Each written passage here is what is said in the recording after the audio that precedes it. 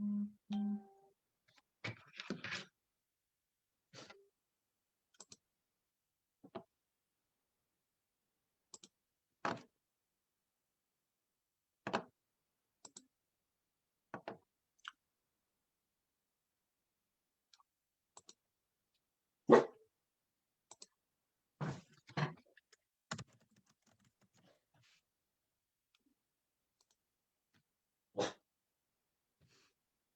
to everybody that is joining in to see the Coach's Corner tonight.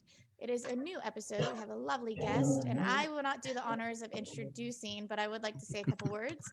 Please, by all means, ask questions as we go along.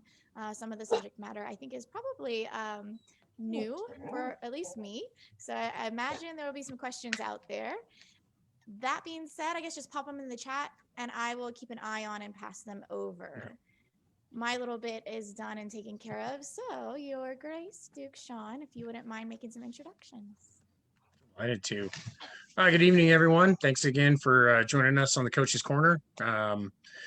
We have an episode tonight that as trainers and educators, it's kind of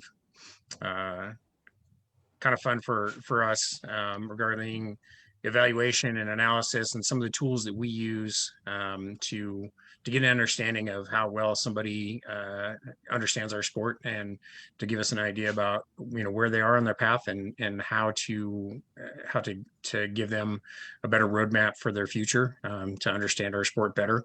Tonight we are honored and delighted to have a very good friend of mine, Sir Octamasades from the Kingdom of Ontier, joining us for this discussion. Octa, would be kind enough to introduce yourself. I'm Octamasades. Excuse me. I'm from Ontier. I've been playing in the SCA for a few decades now, and I am really into training and the evolution of the art that we do. I love body mechanics. I love movement. That's kind of my geek, and I was very honored to be invited. So Octa is somebody who I have often referred to as, regarding his understanding of stick mechanics and body motion. Octa understands stick mechanics at a molecular level, like at the very finest levels of what the body does. He just has such a great understanding of what every muscle in your body does to make things happen, and it's really, really fun to watch him talk about it. So, and joining me as a host, we also have His Grace Eliahu, who is our academic nerd, for sure. And this is a subject that was right up his alley. And so, Eli, you want to go ahead and jump into this and get us started? Sure, absolutely. So we've got a couple of tools that come from academia that we use as trainers, as teachers, as coaches, that people can also use to in self-evaluation of where they are in their SCA fighting learning path. And I'll share some of these with you, and we'll talk about them and how you might apply these to what we do. So let me go ahead and share the first one here. Here we go. So this is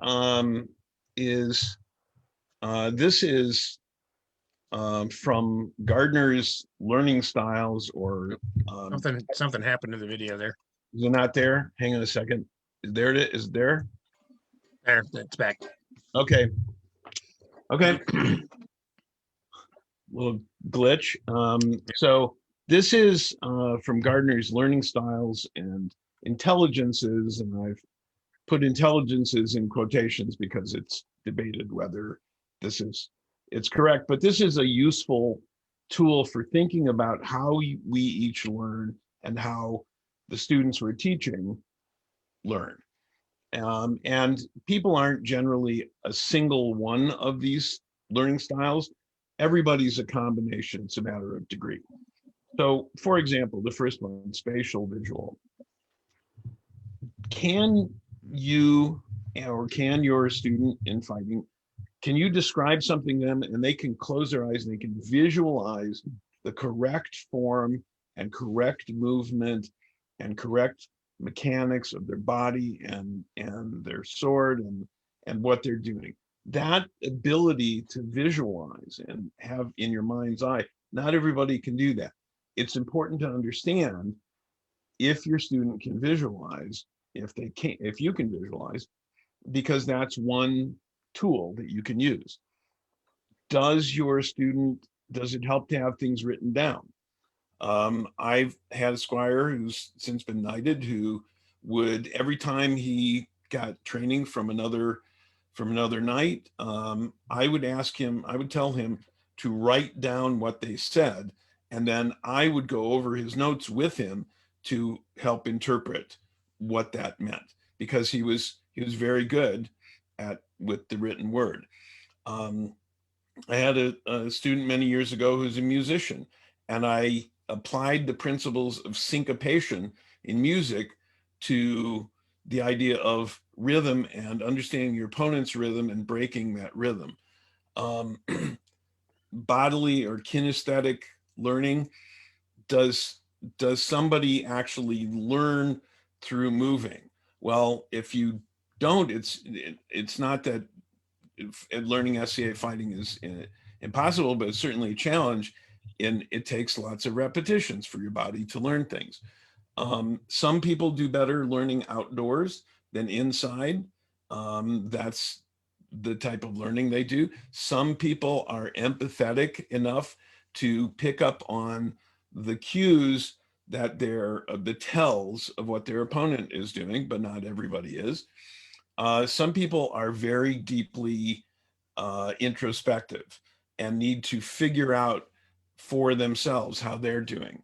Some people are very analytical and approach the fight very analytically. So they need to have tools, say defensive tools, to stay alive long enough to be able to analyze the situation and apply what they do.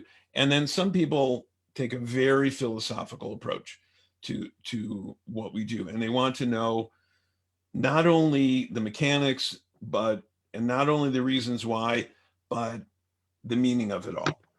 These learning styles in combination are different ways of describing sometimes the very same thing. But the more ways we have of describing the same kind of activity to different students, often the more effectively we can communicate the whole picture of what we're doing.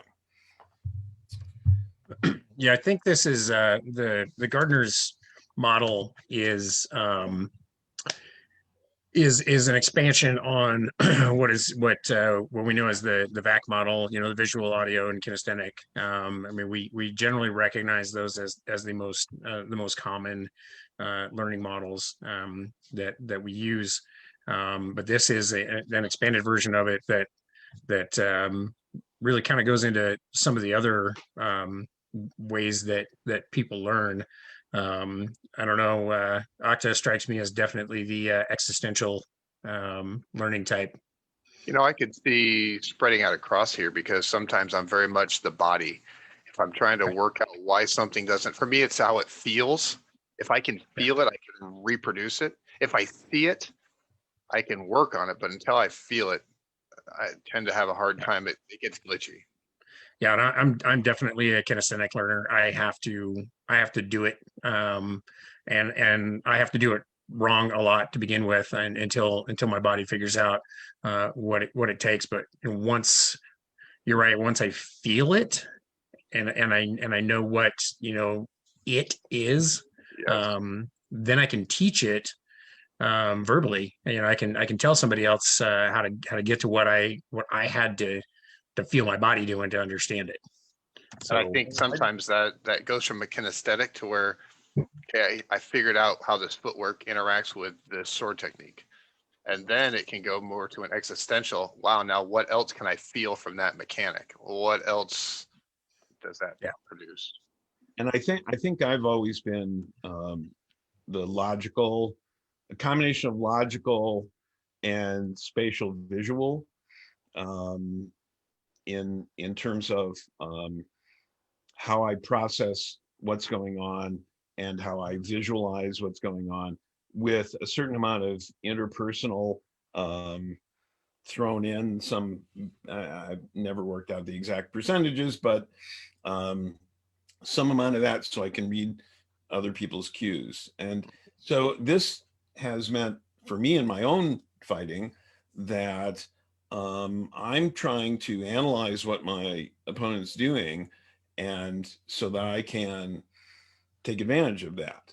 And I also work to visualize the fight in the round in 3 dimensions, actually, so I can analyze in 3 dimensions what's going on, so that, for example, the opening is over here, I can start a blow and it's going toward a block space and they think it's going there, but I move so that it actually lands where I've seen the opening it will be when I arrive there. So combination of those, and understanding these, this certainly did originally start with the visual auditory kinesthetic. This is an expansion of it. I distilled this list from a variety of expanded versions of that, but it's, again, this is not determinative. It's a way of thinking about your own process and your student's process.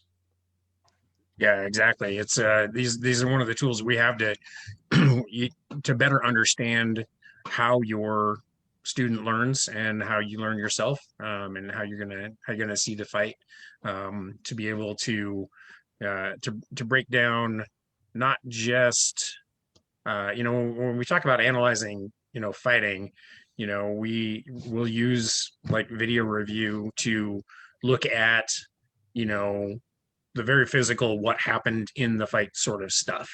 And we can use the video to break those things down and say, you moved your shield here, or he threw there, or what have you. But this part of it is, once we've identified a deficiency in your fight, how are we going to get you to be able to understand how the corrective action that needs to take place, so that when you go to practice and so that we can kind of focus your training on how you learn, so that we can then cover the problems you had in a particular fight and eliminating those deficiencies. And I would say that there's no pre-test for evaluating your student. You're not going to take a test or give yourself your students a test to figure out which of these learning styles and which percentages they are. This is something you have to learn about them and learn about yourself by doing and by trying different things. Sometimes you'll try it a certain way, it won't work. You try something else, try a different method. So that's how this works. And the same way it works in a regular classroom.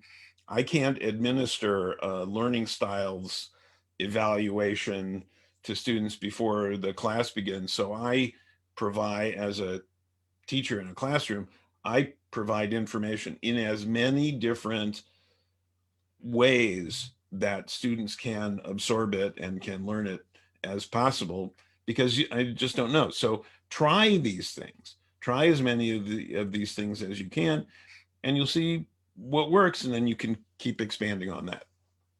Yeah. Okay. I was just going to say also, kind of the process I use, and almost at every practice, if I'm really working with somebody, is take the time to figure out what is true for them at that point in time.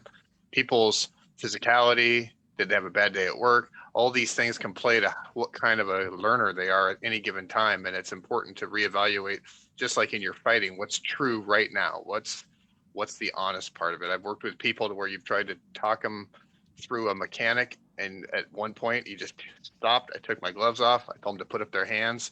We touched hands and we walked around a parking lot for 20 minutes, just letting them experience how it felt when I move around. And that was able to click more than just words that day. So it might not always be the same way of learning, is what I'm trying to say. Right on.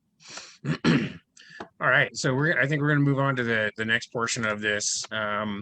So having an understanding of the Gardner's intellectual models and the different types of learners that we have kind of leads us into the next tool that we have. Something I've been using for a number of years. I am not an educator by trade. I've just, I've taught a variety of different subjects for a long time, outside of just fighting. But at some point, I stumbled along a model of comprehension known as Bloom's taxonomy, and this is a hierarchical level model of how well a student understands a given subject. And we're going to have Eli bring up this this pyramid. Okay, that should be on the screen now. Yep. So yeah, it's online. This is another tool, and one comment just about these tools: they're accessible to everybody. This is not something that you have to be trained in academia as an educator to use. These are available to everybody. It's a way of self-understanding and understanding. If you are a teacher, you're teaching and coaching people to fight. These are tools. So Bloom's taxonomy. Now the version of Bloom's that's most widely seen, although Bloom didn't originally conceptualize it this way, is as in this pyramid structure. So this is very widely known, with the first level being remembering. Can you recall facts and basic concepts? So think about when people start out fighting.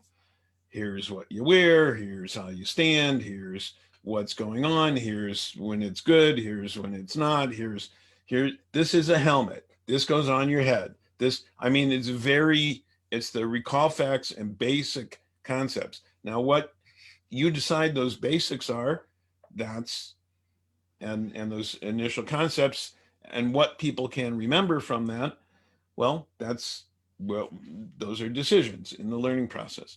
Then, do people understand it? And they're not just memorizing, recalling it, but can they explain the concepts? Can they describe them? Can they discuss them? And so on. Can they put it into their own words? It's an old teaching technique. It's an old, actually, communication technique. I say something, can the person I've said it to say it back to me in their own words, demonstrating their comprehension? So that's understanding. Then can they apply the information? Can they implement what they remember and what they understand? Can they demonstrate it? Can they interpret it correctly? It's application at that point. We said before in other episodes, first the mind has to understand, and then the body has to understand. For a lot of people, that's true, but for some people, the body understands, and then the mind can conceptualize. So think about how the learning styles apply to this. When somebody understands, do they understand it kinesthetically? Do they understand it in written form? Do they understand it by hearing it? How do they understand it? Because they need that to apply it. Then analyze. Can they organize the information of what's doing? Can they analyze, for example, what their opponent's doing? Can they analyze what they're doing to be self-correcting in some way? Can they evaluate? Can they critique their own performance, someone else's performance? And finally, create. Can they produce something new and original?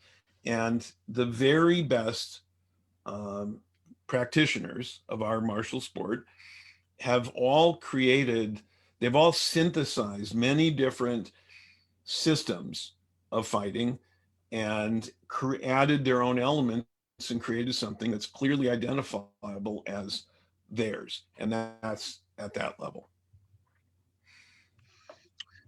Yeah. Right. So, and again, this is a model that I've been using for a long time. And as I apply it to SCA fighting, you start off, at the bottom layer with just remembering, and this is where This is where Pell work comes into play, where somebody shows you how to do flat snap and you just go out and do a flat snap. You don't really understand what the mechanics are, but you're going through the motions as somebody showed them to you. After a short while, your body starts to understand what those mechanics are, and you don't have to tell your body, every mechanic that has to happen, every hip rotation and extension that has to happen in order to do that. And your body is really becoming it begins to really know what it's doing with just the muscle memory. Application is going out and doing it. One of the best examples I can give of like how application applies in our sport, one of the things that I always talk about, as far as how people understand our sport is, and I refer to this in laurel circles and artistic means as well. There's a great example of how somebody's application exceeds their comprehension, or vice versa, where their comprehension exceeds their application, where somebody understands what they're doing, or understands the mechanics of the sport, even if they can't do the things that they understand. I hope that kind of makes sense. But one of the best examples for what we do in that application is there are those fighters out there who are just kicking ass, and they don't know why. They're going through the motions, they're throwing the swords, they're legitimately winning fights. I'm not saying that they're cheating or anything like that, but they don't understand why. And that next level is that analysis, is not just being able to lay stick on somebody, but having an understanding of where that is. Evaluation is where you start getting into the higher levels of teaching. And then, that creating and that synthesis is, there's countless examples in our sport throughout our history where, a guy figured out a thing and made something work, and then all of a sudden people are doing that because this person made something work. And that level of creativity and being able to take all of the information that we've had, take everything about fighting, and create something new. And one thing I wanted to point out about this model as it relates to our sport, the knowledge that we expect or the comprehension level that we expect for basic level knighthood is the application level. It's not the top of this pyramid. It's right in the middle of the pyramid, right? That's what we expect for the most part. I mean, your mileage may vary and all, but application is basically a solid understanding of what the sport is. And so so don't think that you have to be an analyst at the level that we are and that you are creating things on your own. But you should have at least some understanding of why what you're doing is actually valid technique. Octa, you want to throw in there? Yeah, I was just going to point out that even after this is a great pyramid. I love this. I find a lot of people, like you said, are at that apply and analyze, and usually that analyze, evaluate with the help of others. People looking at it, giving a fresh perspective, but don't sell the understanding part short. I'm recently taking a lot of what I do with all this free time of self-isolation, and I'm taking those. I look at understanding and learning as chunks. So you learn to throw a flat snap. There's about, however many 12 steps to throw your flat snap, but you just think of it as a flat snap. That's how it's chunked in your brain. So when your body says go, you don't think about it. You throw flat snap chunk number one. Taking that now and breaking that flat snap down into its, break it into 4 steps, 10 steps, 16 steps. When you really want to understand something at its, like you said earlier, molecular level. I'm trying to break things down again, even just stepping to a molecular level. So never underestimate reevaluating the truth of what you do and stepping back down to that understanding, and then reapply it and see how that works and see the feedback you get when you reapply it. Does it work? Was what you thought true, not true? So it's the first 3 steps are really important, and then getting that analytical and evaluation, getting an outside perspective, because you might not always see what's honest. You might have it clouded with some form of ego or some expectation. So definitely, doesn't have to be a solo journey, I guess is what I'm saying. Well, and it's interesting that you talk about breaking down each chunk into its components and then analyzing those individually. Academics love making models, and then they love taking other models and recreating them and expanding them. And so I could see that each chunk of knowledge in the understanding level could be broken down further, and this pyramid could be made three-dimensional, or this could be a helix, because once you get to that, come around to that create level, you're back to the remember, understand at a higher level, and it goes around and your knowledge keeps going upward. I like the helical model of learning, because I find that it builds on previous learning and expands on it, but still comes around back to the roots of what we do, but at a higher level. Yeah, it's really valuable. I mean, through interacting with some other folks who are also fighter geek about body mechanics, I realized that I threw 80% of my flat snaps on the first step. So step with the left foot, the foot lands, the snap lands. Then I started wondering why I wouldn't throw it in the between step or on the second step or on the recovery step.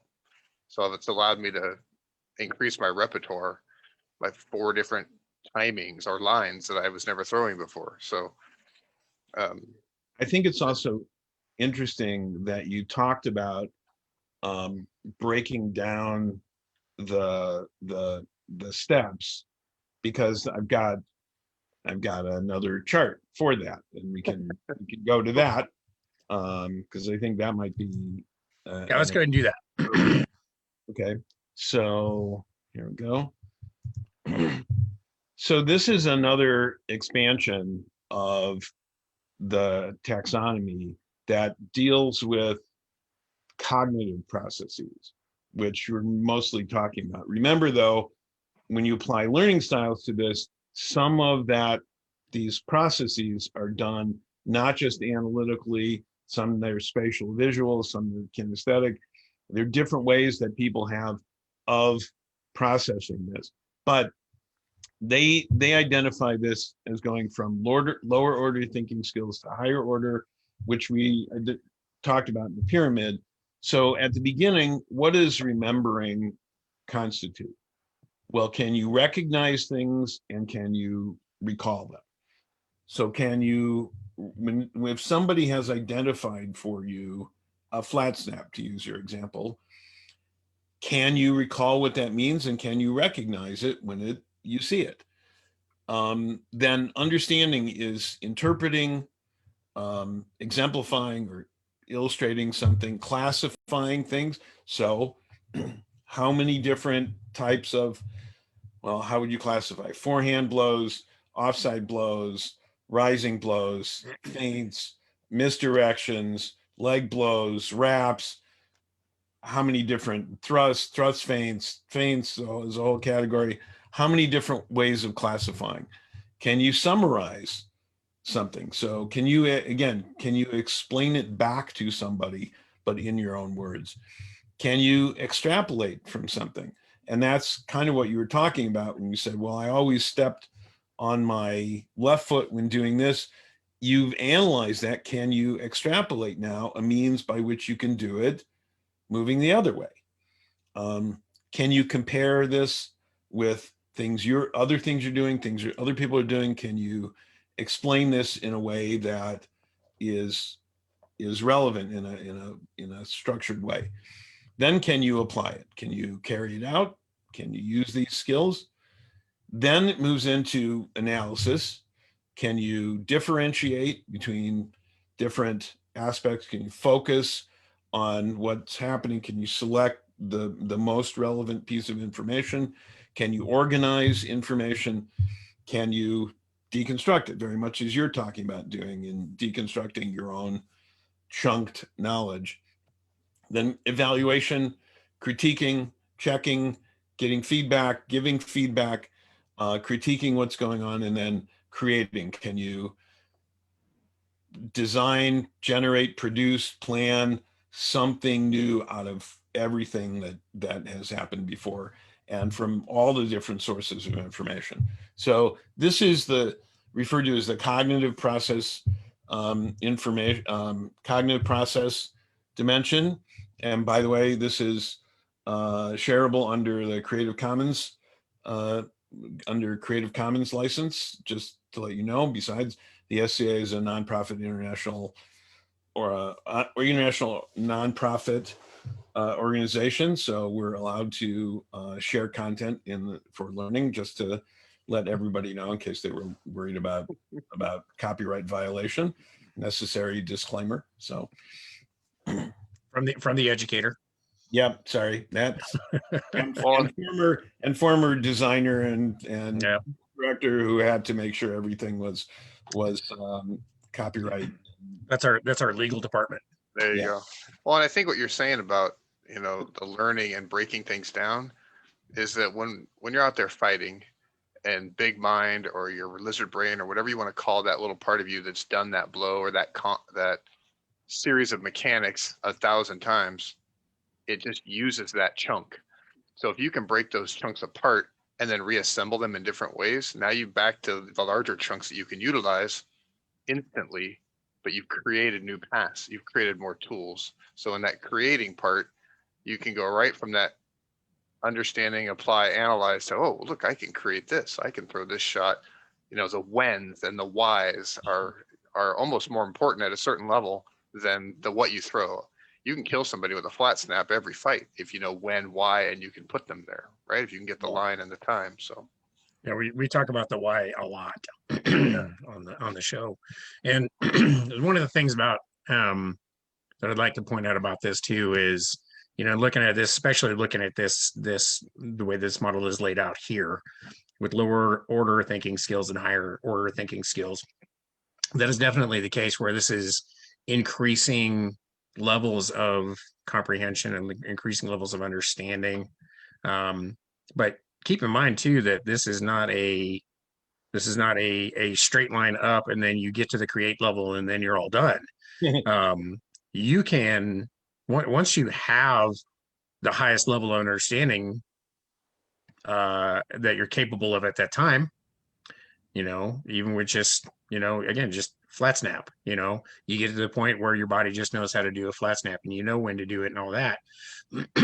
You can go back to the beginning of this with a different base level understanding, and you can dig down even more, running through this same model of understanding with a more granular understanding of what's going on, you know, that molecular level of understanding. It's like, you know, it's one thing for you to be able to do a flat snap enough to be able to do it in practice, for you to even to be able to show somebody else how you do yours. But then there's another level of understanding of, but why does my body respond this way?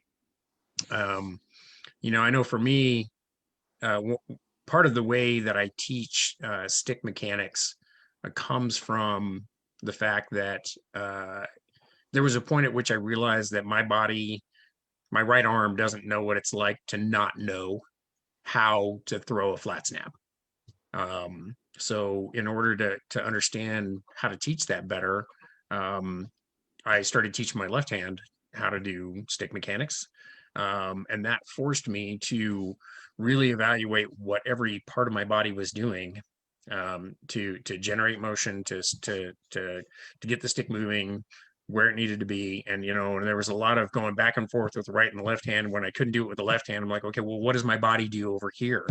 And and so that was me, you know, going back to the beginning of this thing to dig down and find out, you know, to understand it even more.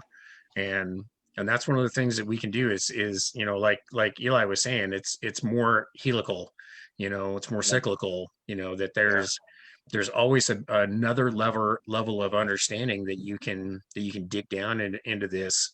But you know, you kind of have to run through that process at least the one time to understand it before you can kind of dig down.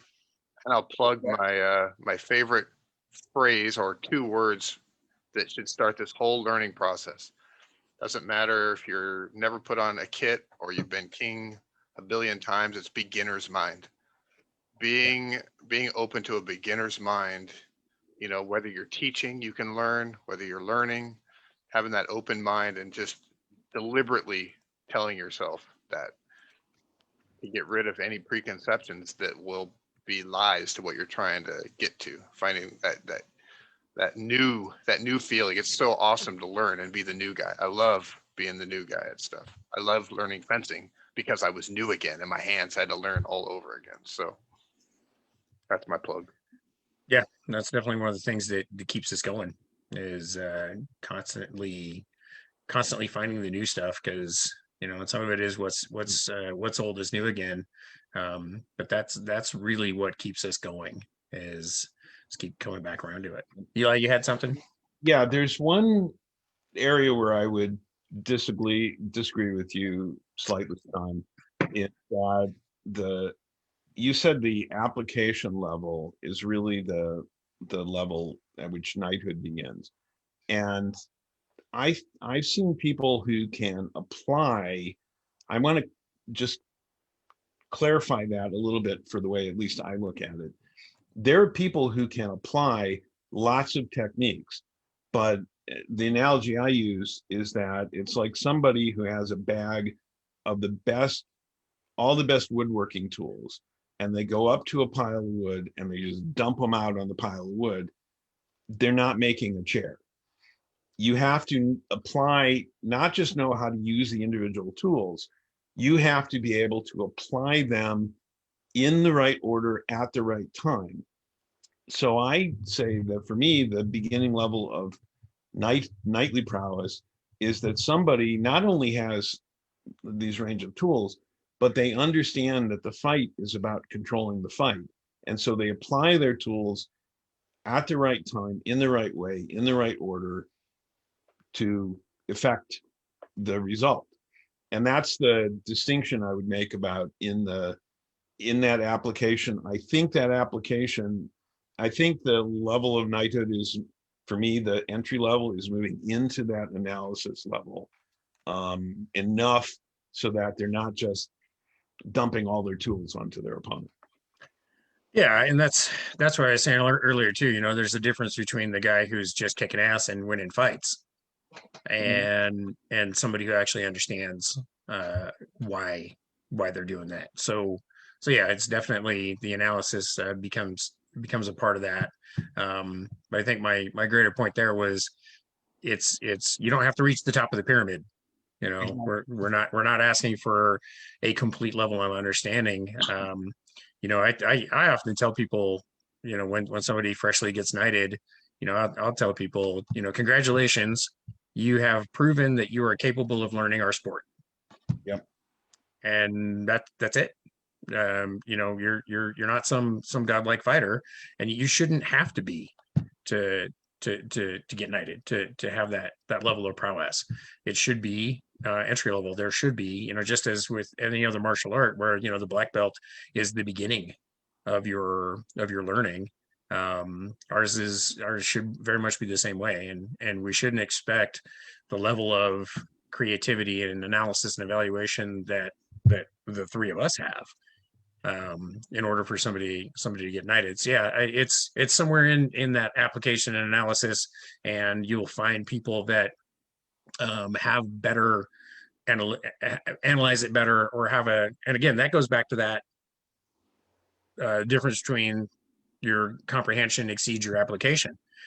I would much rather have somebody that has a higher comprehension and a baseline of application, rather than having that guy who's just kicking ass and winning tournaments, and then they have no idea why. Yeah, because the physical skills, the physical skills can be taught to somebody who understands. Right.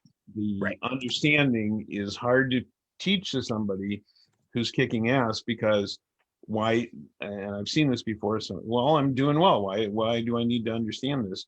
But when their physical ability starts to decline, as everybody's does, if they don't have the understanding, the analytical ability, the evaluation, the creation, all of those higher level orders of thinking, then they aren't going to continue. And how many times have we seen that somebody with great athletic ability and a meteoric rise, who then, has a few years in and they drop off, but we've seen people with a much slower rise than I was, felt like I was, to me, uh, thinking about it, understanding it, eventually being able to do it, and continuing for a long time. So You usually find those people that are, for lack of a better term, very natural at the physical part and being able to grab all those tools and go and have a certain level of success. And I've seen it at our practices. You get a guy who's really raising up and you've been fighting them at a level just above, and you see, well, okay, now it's time to really shift the learning to more mental and the whys, the whens, and the hows. And they hit that wall of competition, and all of a sudden none of their technique works anymore because they haven't learned to adapt and fight with somebody. They usually just fight over somebody. mhm. And that's usually quite a shock. Like you were saying, they either quit, or there's this reckoning at a practice where you look at somebody and say, look, the fog's going to clear and there's this other path you're going to have to climb up now and relearn now with this new level of cognitive and understanding. And sometimes that can be pretty brutal. Yeah, and the other side of that too is for that person that is just having success. Success feels good. Winning fights feels sexy and it feels good. And why would you want to do something that doesn't that is not going to make you feel good about your fighting? And people get mired in the allure of success. They don't want to change because they're having success and it feels good, not realizing that eventually that fades if you don't get better. And I think the greater tragedy of it all is if somebody doesn't comprehend what we're doing and all they have is application, they can't give that to somebody else. Yeah, there you go. They can't teach it. And we as trainers understand that, man, this is the best job in the world.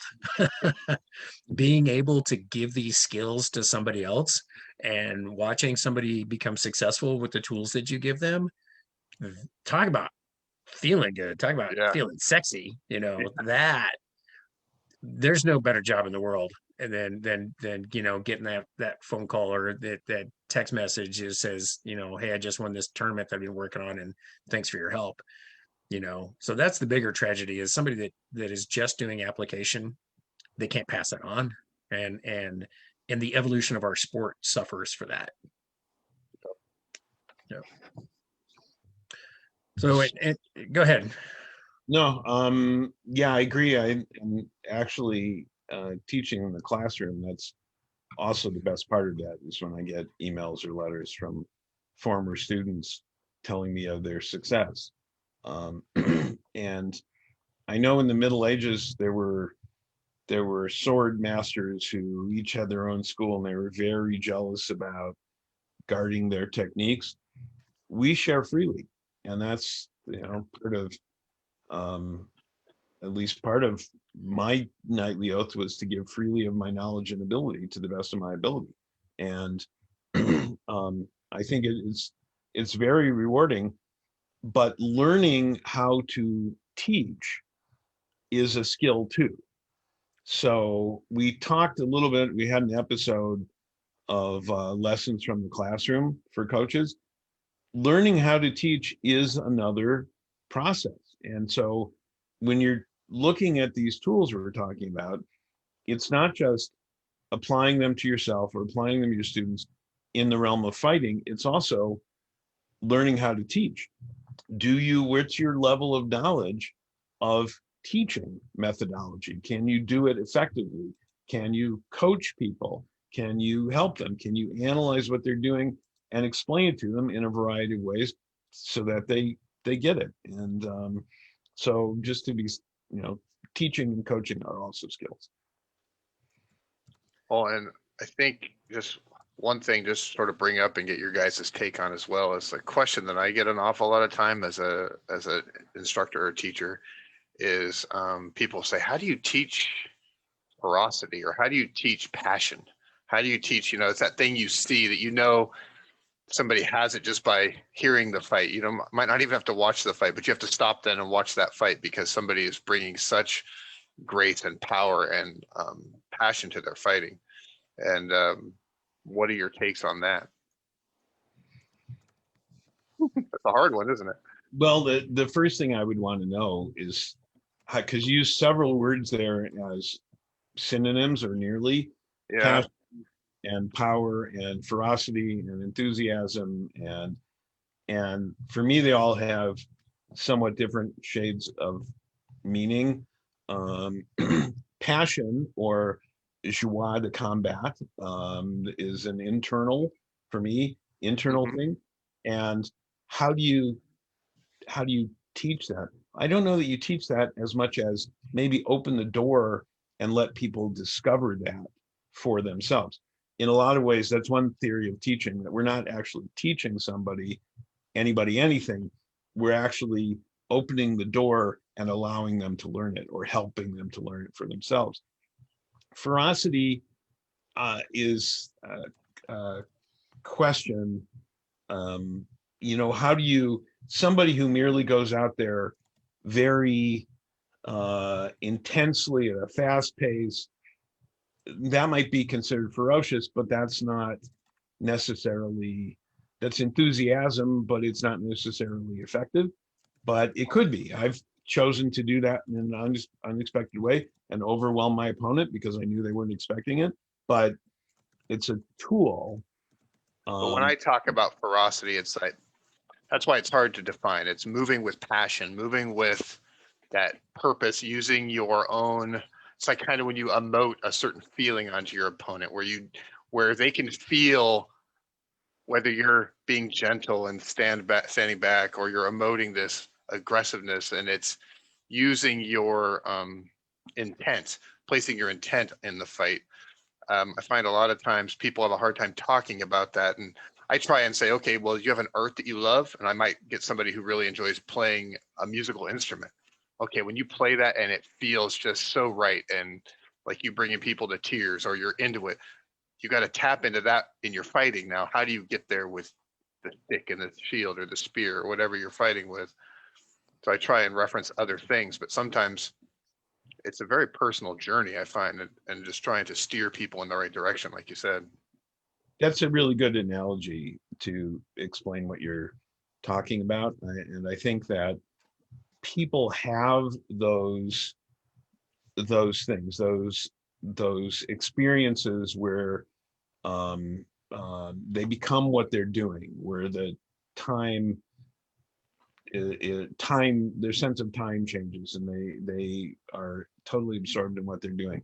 If that's what you're talking about, I think that that's something that I hope everybody experiences, and I look for those moments as frequently as I can. And they're better than tournament wins, as far as I'm concerned. Yeah, when you have that moment, and sometimes that high level of create something original happens in those moments.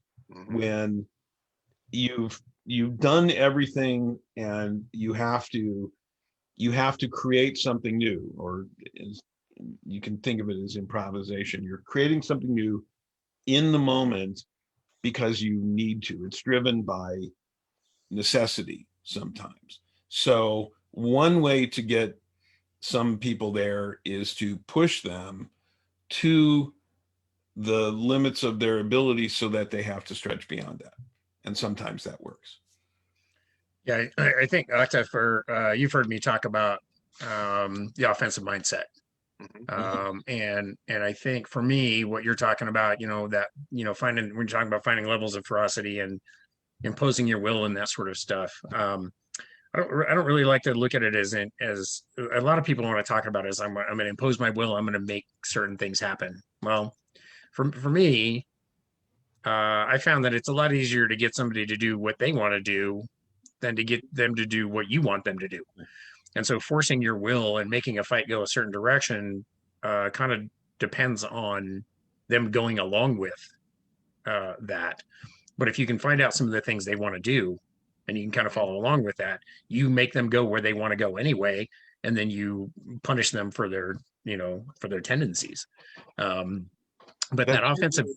Certainly a principle in a lot of martial arts that you're using your opponent's aggression or movement against them. You're rechanneling what they do, you're redirecting it, you see it, you invite it, you allow it to happen so you can then manipulate it. Yeah. And with the offensive mindset, to me, that's the razor thin edge between passive and aggressive.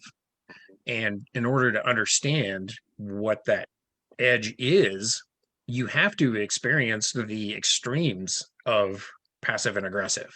If you're looking at it as a spectrum, you have to experience both of those to understand where that very, very fine line is. And to me, it's that place where you are more ready to strike than you are simply to defend, but it's also it's a place where you're comfortable allowing the fight to happen naturally and organically, and you're willing to follow along with the fight and let the fight take you where it naturally wants to go without having the fight happen to you. Yeah. Right. And it's a razor thin edge, and the only way you can know what where that balance is to have experienced the extremes. And so I really hate hearing people talking about how, oh, well, I need you to be more aggressive in the fight. Yeah, that's just throwing more stuff down range, hoping that something's going to stick. But at the same time, you can't just stand there and watch the fight happen. I think that aggression, I hate it more when I hear somebody talk about being violent out there. Yeah. Right. It's not violence, it's physicality, it's assertion, right. But it's not violence is done to somebody unwilling. We are participants with each other, and we are cooperating in the physical sport we do, but it's not violent. That is just bluster. Well, and that's why my definition of ferocity is more of a passionate expression of our art. It's that whole gambit of, hey, gentle bunny, I'm telling them that everything's going to be okay, to the point where I'm in their face, I've thrown the big wet blanket over them, and I'm just smothering them with my intent, right? And it's playing that back and forth, like you said, Sean, with what they're willing to accept and allow you to manipulate. But it's not being a bull. I love to fight a bull, but but trying as a trainer and a teacher being asked that question. I mean, for me, it's very personal. It's just kind of part of my being. So trying to help people explore that is another part of the teaching that I find a lot harder than delivering a flat snap. And I'm gonna get us back on track here a little Cool. bit. We had a question that popped up that do you differentiate between teaching and training? Eli, you want to tackle that first? I would say that teaching as an activity, as a discipline, could involve what you would call training, because in using the old military teaching model, tell them what you're going to tell them what you're telling them, tell them what you told them. And so expanding that, you tell them what you're telling them, but then you check to make sure that they're doing it right. You ask them, you go through those learning stages with them with feedback. Can they say it back to you? Can they remember it? Can they explain it? Can they? So that part is the training part. So I include training as part of the discipline of teaching. Teaching, I have as one might expect, a rather comprehensive view of what teaching encompasses. It's whatever the student needs to master the subject matter and go be able to go beyond it, build on it. So that feedback is a kind of training, and that is an iterative process, and that takes a long time. And sometimes you go back to reiterating the basics, explaining it again, maybe in a different way, using a different learning style, and then you do the feedback again, and you make sure that they get it, and you repeat it as necessary. So that's my definition of the distinction. I view it as part of a continuum, part of a comprehensive approach to teaching. Octa? Yeah, I look at teaching, kind of the breakdown of teaching is conveying the information, maybe working through the details, going through the different styles of teaching until one of those groks with your student or students. And then training is the application of that teaching. It's allowing them to either succeed or fail. And either way, hopefully learning from, okay, what worked for you, what didn't work for you, why didn't it work for you? Then reevaluating the teaching and kind of back and forth until we get to a point where then we can start the application of that training, I guess, is where I would take that to be like teaching. Then we go to a practice and we practice it. We, like I said, succeed or fail. And then maybe a tournament is the application where you're just going to go out there and do your art. And then we're on to evaluation. So I have definitely made a distinction between the two. Part of being a knight, right there in the oath, is that we will continue to that we will teach everybody what we're capable of teaching them, and as Eli said, to the best of our ability, right? When we make somebody a knight in our sport, we have a certain understanding that they understand the sport well enough that they can pass that on to others, again, within their capabilities. And so I expect all members of the chivalry to be able to teach the basics of our sport. The concept of being a trainer or a coach is something I definitely picked up from Sagan, and it is next level training sort of stuff. When we talked to Duke Stephen of Beckenham a couple of weeks ago about Duke Hansa, having worked with him for a while, I'd always thought that Hans had been squired to Steve, and as Steve referred to it, it was graduate school. Hans's knight, Robert of Woods End, solid fighter in his own right, and apparently he kind of came to the point where he's like, I've kind of maxed out. I've taught him what I can teach him, and I think you can teach him more. And so, to me, being a trainer and being a coach, we all teach within our means, but there are some of us who have kind of transcended the basic entry-level teaching of our sport. And I know for me, the moment that kind of happened for me was the Known World Rattan Symposium back in 2005. That was the first time that I had recognized for myself that I was sharing my knowledge of fighting on more of a known world level, rather than just teaching my squires, and kind of, because I'd had a couple of my squires that had been knighted at that point.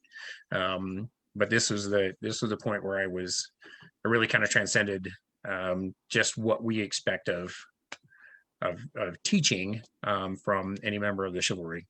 So I have definitely made that distinction when I refer to being a trainer or being a coach. That's what we've been doing for the last 7-8 months now, right here in the Coach's Corner, is trying to take the experience we've had and give these tools to everybody who's watching, and that's kind of why I wanted to talk about these evaluation tools tonight.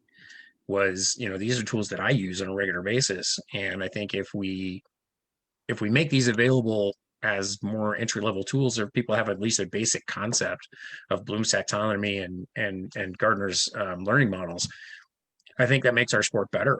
Because when people start from again, a common dialogue, common terminology, and being able to start from a higher level of understanding to begin with, and using those tools, because for me they've been hugely beneficial, using these things to look at where a student is, I mean, before you make somebody what they want to be, and before you can make them better than they are, you have to have an accurate reflection of where they really are in our sport and what their understanding really is.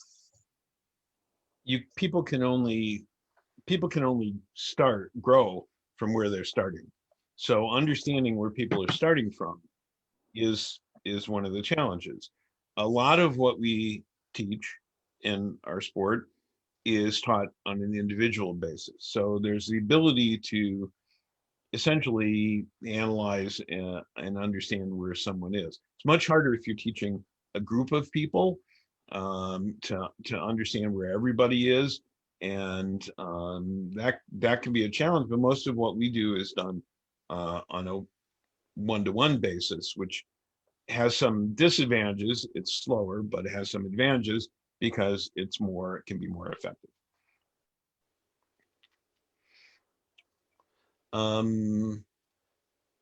Let's see.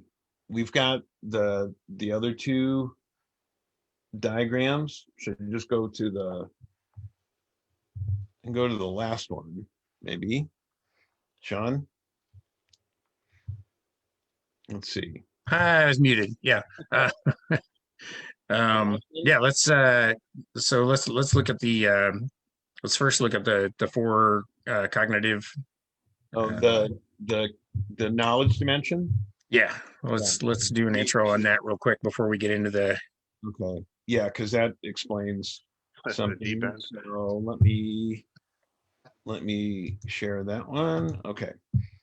So this the same people who expanded on Bloom's taxonomy in the previous chart we showed you in cognitive processes. These are types and subtypes of knowledge. So the previous one is how you learn, how you process. This is what you're processing. And so this begins with going from the concrete to the very abstract. So do you know, factual, terminology, specific elements, details, then conceptual, classification, principles, theories, models, then procedural. So, and this is one of the things I was talking about, that criteria for when to use appropriate procedures, that application that correlates with that application model. And then metacognitive, great academic word, metacognitive. This is strategy. This is self-understanding, understanding of strategy, understanding of someone else. This is a very, very high level of thinking. So this is the knowledge dimension. And we've kind of talked about this in a bunch of ways already. Yep. I'm going to throw out a bit of a disclaimer before we get to the next one. So this, the stuff that we're starting to get into now, knowledge dimensions, and the next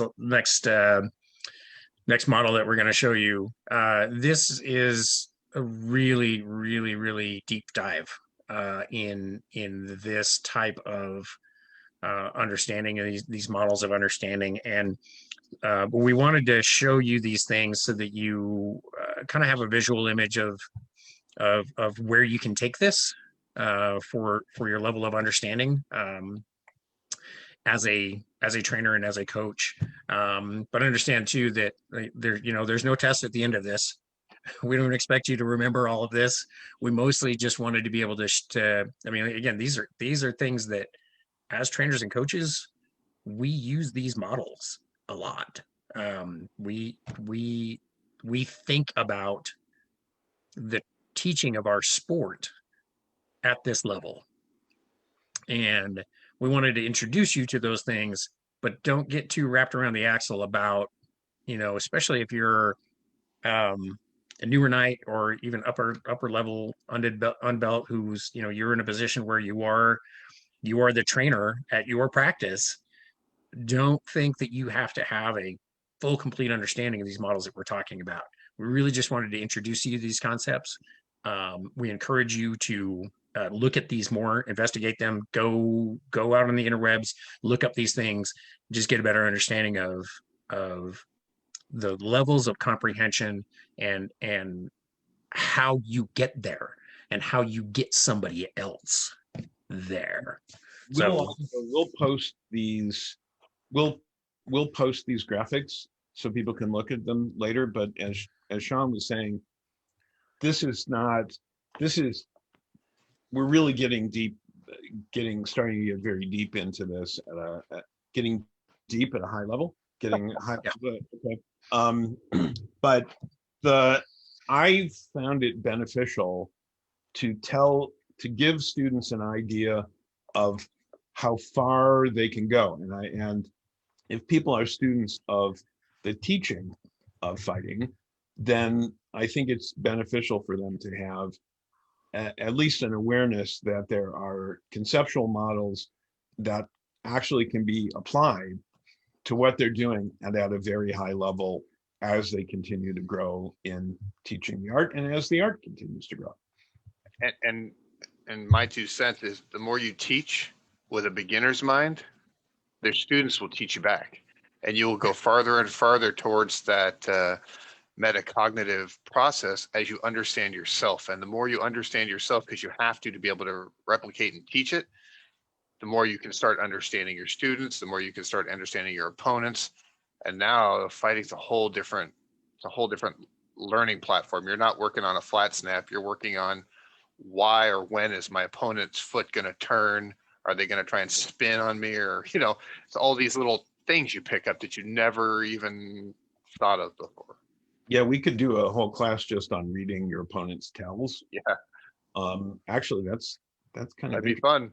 Yeah. I'm gonna have to But but you have to know yourself, right? If you try and read my tells without understanding your own mechanics and your own intuitive process, I'm going to be lying to you. I'm going to give you all sorts of tells that I can. That's my job, is to be a better liar than you are, right? All I have to do is be a better liar. If you turn the way I want you to turn, it's over. I give false tells, and I've talked to Duke Stephen, who you had on, who was on a couple of weeks ago, and said, if the two of us were playing a game of poker, which I understand is a card game, I think it involves money. We should play sometime. But I'd like to learn. Yeah, if Stephen and I were playing poker, he's the guy who hides his tells in chatter and banter and movement, in changing his position and doing all sorts of things. I'm the guy who hides his tells by being motionless, by not giving, and they're both valid approaches, just very different kind of approach. So if I show somebody something, it's because I want to show it to them. That's at least my approach. So this next diagram actually correlates. Let me get it up on screen here. So this next, okay, there. This next diagram correlates the cognitive process that we were talking about and the knowledge dimension. And again, Creative Commons license. I'll post this. So for example, if you want people to, at the very beginning, you want them to remember factual knowledge. So, and they've given, one of the things I like about this particular model is that they give examples here, although this is not a learning, these are not learning activities, these are learning objectives. We can design different kinds of learning activities to meet these objectives. But say at the very beginning, you want people to remember factual information. Here's what a piece of armor is. Here's the end of the sword that points at the other person, which I had to do with some when I was choreographing a sword fight in the theater. I had to explain to the actors which end goes the other way. So you want that basic, that's that first level, just that remembering factual information, being able to list factual information. And it moves to, say, understanding factual information, applying information, analyzing it, and so on. But then if you go this way, can you classify your understanding? Can you, and at the upper level where you're creating based on self-knowledge and strategy at that upper level. So this is as we said, really a deep dive at a high level into this, but I think it's useful to show people, because learning is not like so many people think, hey, I get a list of stuff, I learn it, I've got it now, and now it's mine.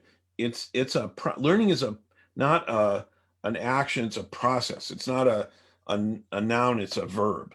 It's not done, it's ongoing.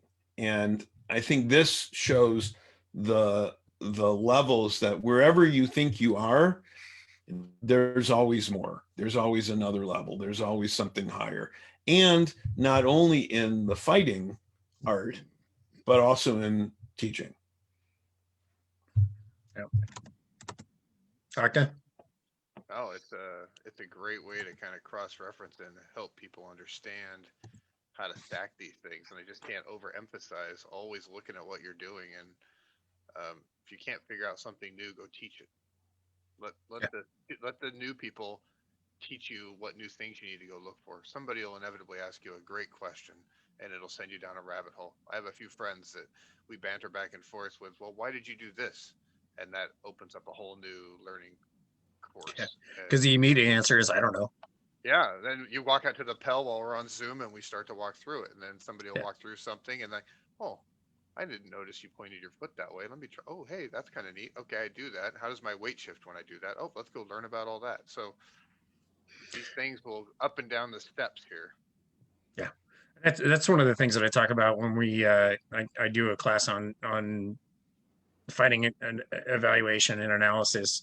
So a class I do live, and one of the things that we do in there, you have a big circle of fighters, and you have two fighters will fight in the middle, and then everybody in the circle will take a turn doing an analysis, right?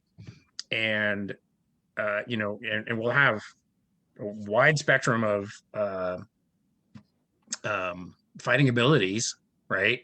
And when you have two expert fighters that are being evaluated, it's not so much that I'm expecting a 2-year fighter to be able to tell some super duke, what's wrong with their fight, right?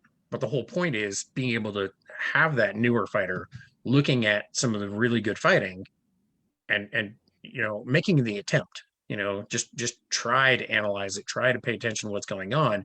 And what we get from that is the questions that we get from those newer fighters when they're watching expert fighters fight is not so much, I think you're doing this wrong.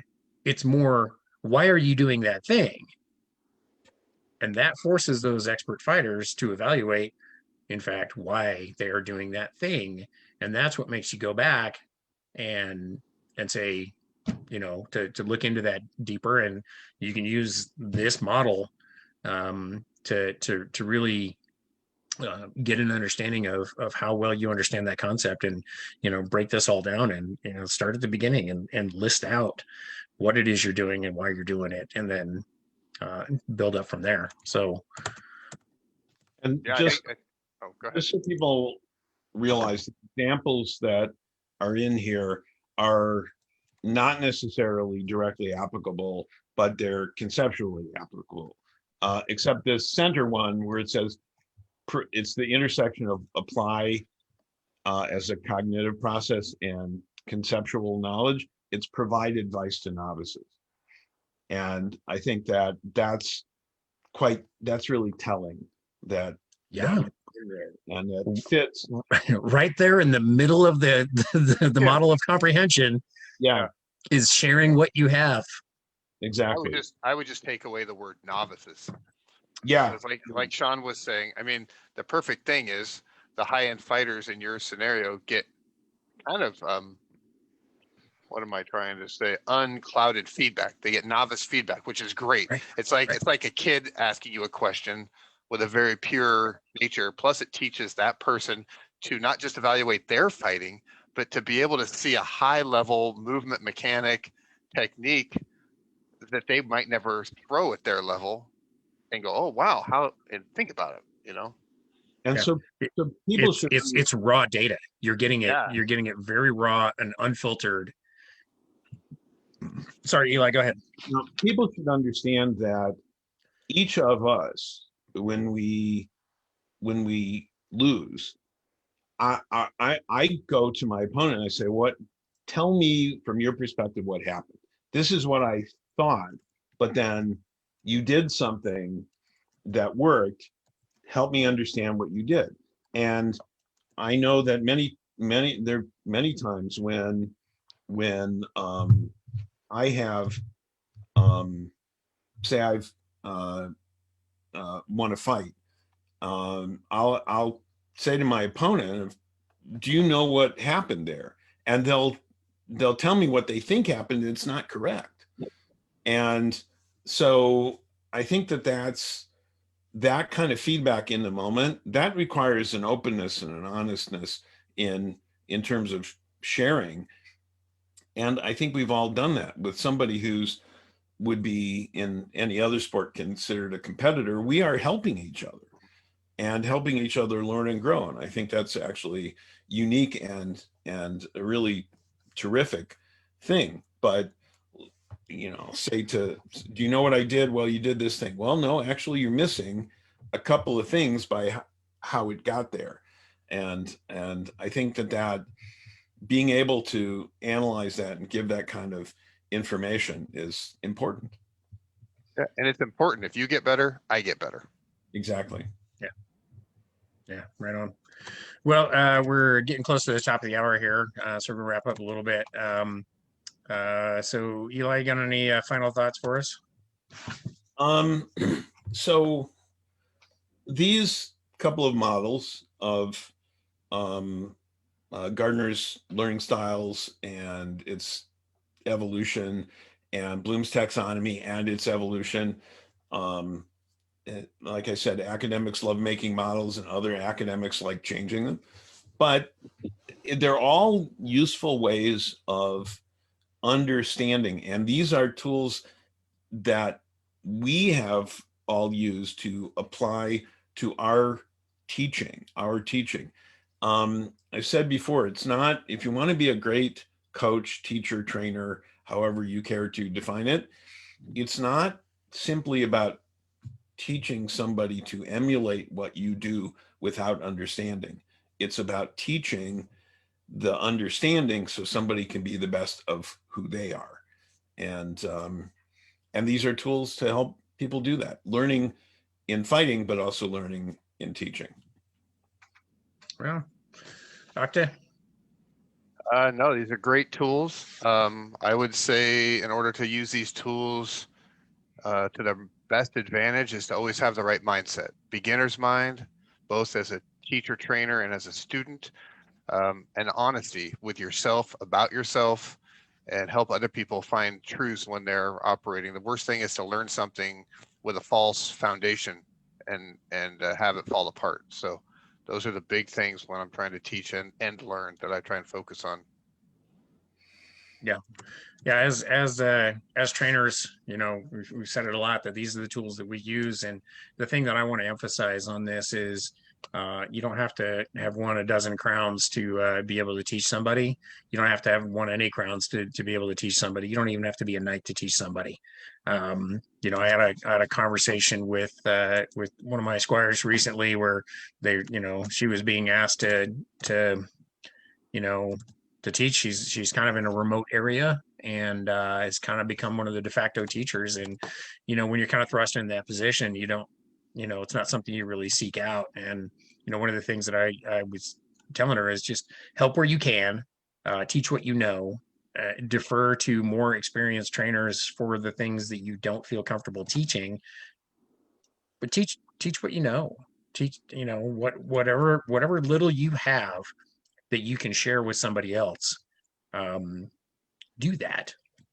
And we wanted to share with you these tools that we use to kind of give you a frame of reference, as you teach more at whatever your fighting skill is, you're going to teach more and more. And having a good, model to refer to have an understanding of, where your student is. And your student may be, the other squire in your tiny little shire or hamlet. But using these tools gives you a better understanding of where they are, and understanding where they are is, as Eli said before, you can't know how to get to where you're going until you know where you're starting from to begin with. So, like to thank everybody for joining us as well. And this is the part where we ask Vesper to show her video so we can see her bright and shining face and say thank you as always. So when do people take the test? If they haven't taken it by now, they failed. It's done. That's right. So yeah, happy to have everybody. So next week on the Coach's Corner, we have an episode that's coming up that was particular interest to me that I think can be beneficial to a number of people. So this is an episode we're going to be talking about neurodivergent learning types. There are a number of what are referred to as neurodivergent learners. Could involve autism spectrum, ADHD, depression, anxiety, PTSD. There's all these things that a growing number of people are dealing with. And I think that there are ways that we can definitely accommodate those learning models in our sport to make this more accessible to a lot of other people. And we have a couple of guests that are coming on for that have some experience with that. So really looking forward to that one. Should be good. Octa, my friend, thanks for joining us. Thanks for the invite. Really appreciate your insight. And we'll probably be talking to you more about possibly doing some more with this, if you don't mind. Anytime. Eli, always happy to have you. Like I said, I refer to you as our academia nerd, but I mean that in the in the best possible terms. I mean, absolutely. Well, thank you. I'm glad that I can lend some of my experience and knowledge to this and apply what I learned in one area to what I do in another. So yeah, absolutely. And yeah, and so everybody, make sure to, if you haven't already, check out the SCA Coaches Corner over on Facebook. And we also have the YouTube channel, which is also under the SCA Coaches Corner. All of our videos for the last 6 months or so, 7 months, are posted up there. So definitely go ahead and check that out. And thanks everybody for tuning in. Vesper, thanks you again, as always. Thank you all. Yeah, we'll see you all next week. All right, have a good night. Good night. thank you.